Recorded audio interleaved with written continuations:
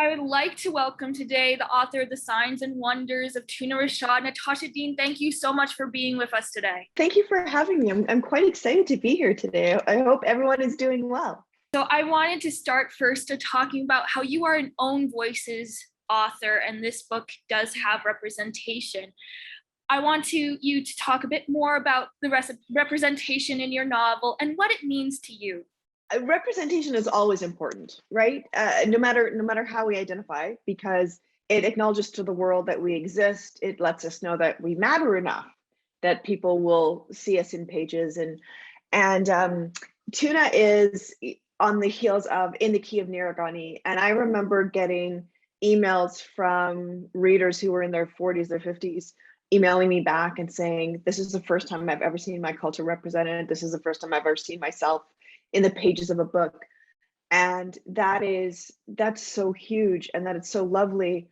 But it's also kind of heartbreaking that for many of us, we did have to wait until we were in our 30s, 40s, 50s before we saw ourselves represented. And so in terms of Tuna's representation, Tuna is Caribbean like me, and Caribbean culture is, more than just reggae and calypso. So it was really, really wonderful to sort of celebrate family, our very unique kind of sense of humor, and all of the little things that sort of say, yeah, here we are West Indian. But I think the thing that I really, really loved is that even though she is like own voices, she is a diverse character. Her experience of really wanting to ask out that guy that she's crushing on super hard, and struggling with the grief of her brother-in-law dying, and the grief of her brother who can't get over it and sort of is sucking everybody down into this like mog and mire. I feel like these are universal kinds of things. So no matter who you are as a reader, I think Tuna will speak to you, and I think her story has a lot to say to all of us. I really liked the way that Tuna would think. She really wrote her life like a film script. She wanted to go to film school.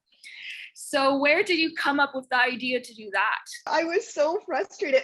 And for all of the writers out there, you know what I'm talking about. You sit down, it's a blank page, you can't get it to work, you're trying desperately, and that frustration level just gets higher and higher. And for all of us as writers, we know, right? There are certain beats in a story, there's certain act one, act two, all of it. And I'm struggling trying to get this to work. And then I thought to myself, oh my gosh, it would be hilarious if she was a screenwriter and actually saw her life and referenced all of this. So she's referencing writing and writing fundamentals within the scope of the story. And it would also be super hilarious if some of the chapter headings absolutely like hit the beats of where the story, here's the break into act two, here's this, here's that. So from frustration came a really fun kind of thing that was also a little bit meta. So that was just joyful, and then it worked. And then it worked, Sarah, and I was very happy.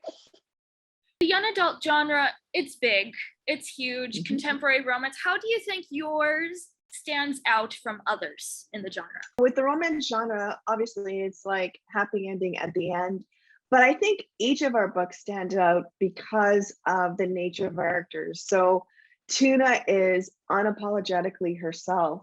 She is confident in who she is. She is fiercely loyal, fiercely loving.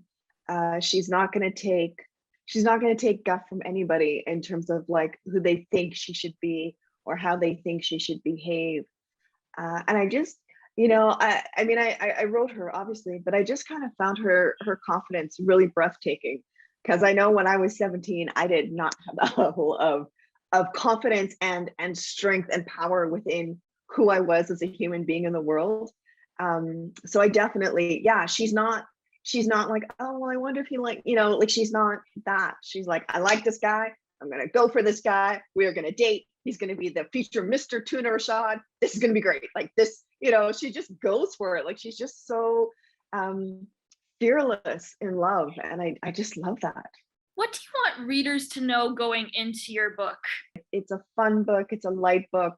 If you like to laugh, if you like happy endings, this is a pretty good bet for you as a book. Thank you again. for letting me interview you today and giving me some of your time. To the viewers, thank you for spending time with us. And Sarah, thanks for having me on. This was a lot of fun.